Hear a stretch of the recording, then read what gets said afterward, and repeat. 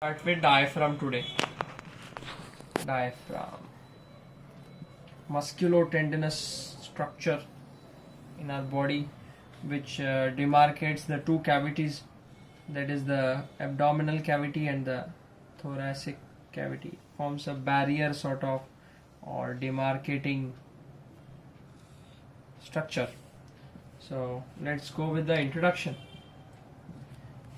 Before that, this is the section we have taken. Say the patient is lying in this position, in this way. So this is the patient. So we are going to have a section this way, in this way, and we are going to view from here. So his left will be our right and our right will be his left. Thus this can be appreciated here. This is on our left side, but it is the right crus of the diaphragm, and this is the left crus of the diaphragm. Let us see in the later part. Well, for the introduction, we have described it with 2 points. It is a musculotendinous structure, and having it is the demarcating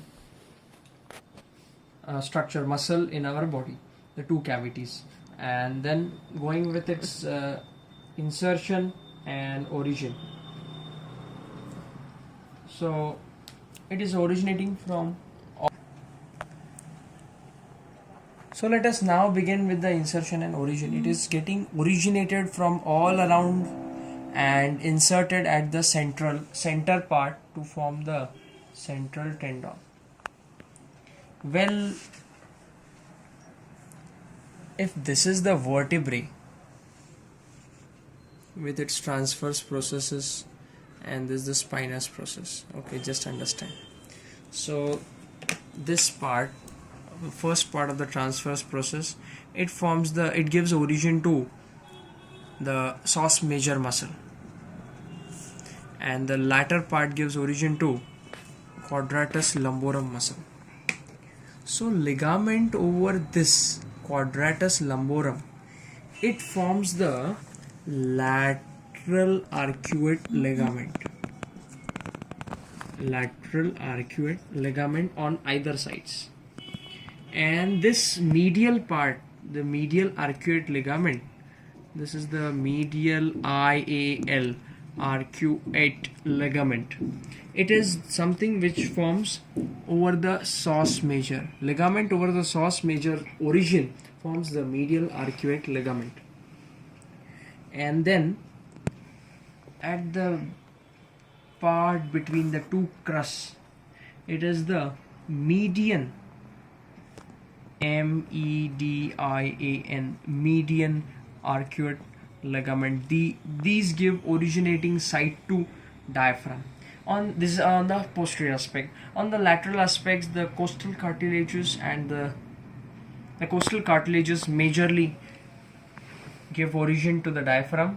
And on the anterior aspect, it is the xiphisternum which gives it in two slips.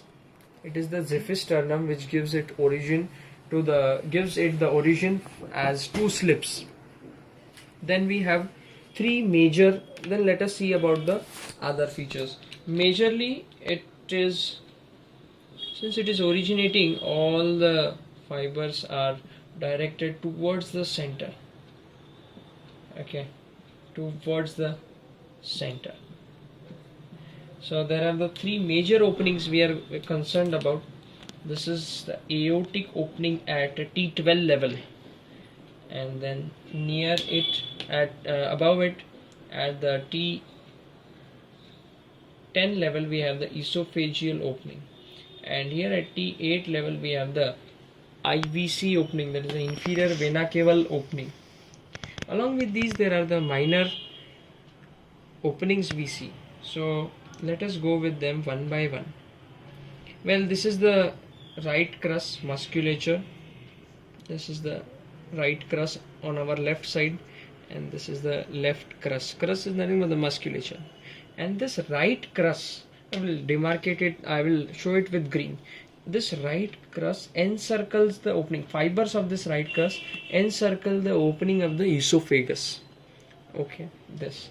And one importance of the applied part, that this IVC opening, I will show it in blue because it is the vein. So this is the inferior vena cava. So inferior vena cava opening lies in the central tendon CT, that is the central tendon. So it is on the central tendon part, and then when the muscle contracts during inspiration and flattens and increases the thoracic cavity volume, at that time this opening widens and then it sucks in the blood from the lower part. This is the mechanism, isn't it? Yes. And then next, with this large opening we have a small opening of the nerve. Here I will show the nerve in black. This is the nerve, this is the right phrenic nerve, and this is the inferior vena cava, IVC. Well, the fibers of the central tendon cross each other and adhere it tightly at the center. Here it is the esophageal opening, and around it there are around it the small openings. This is the left vagus and this is the right vagus nerve. This is the right vagus nerve and left vagus nerve. Okay, and this is formed from the anterior gastric. It in the embryonic condition, then it get left vagus goes to the anterior side and the right vagus comes to the posterior side. So they are the right, yes, the gastric nerves. Fine. Then anterior gastric and the posterior gastric, they form the left vagus and the right vagus. And here we have the vessels. So these are the left gastric vessels on either sides. They are not left and right, but they are specifically left gastric vagus. I will label them on the either side. Left gastric vessels. Fine. This is about the esophageal foramen and the small openings around it. Here now we come to the aortal opening, and it is another major opening, and then it is on the posterior most aspect, maybe we can say just in front of the anterior to the spinal cord. So here we have the thoracic duct. I will show it in black. Thoracic duct, and here I will label it. This is the thoracic duct.